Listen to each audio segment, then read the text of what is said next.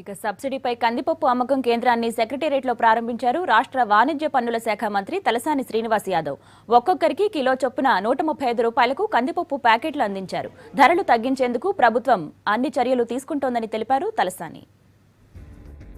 ఈరోజు హైదరాబాద్ నగరంలో ఒక 10 కౌంటర్లు ఏర్పాటు చేసి సివిల్ సప్లై డిపార్ట్మెంట్ ద్వారా మరి అదేవిధంగా సెక్రటరియట్లో ఈ కౌంటర్ ఇక్కడ ఏర్పాటు చేయడం జరిగింది. 3100 మంది ఎంప్లాయీస్ తెలంగాణ ఆంధ్ర ఇద్దరు కలిపి. అయితే కందిపప్పు ధర ఈ రోజు మార్కెట్లో విపరీతంగా పెరిగిపోయినటువంటి పరిస్థితిని మనం చూడడం జరిగింది. సుమారు కొన్ని ప్రాంతాల్లో 220 రూపాయలు, కొన్ని ప్రాంతాల్లో 200 రూపాయలకు అమ్ముతున్నారు.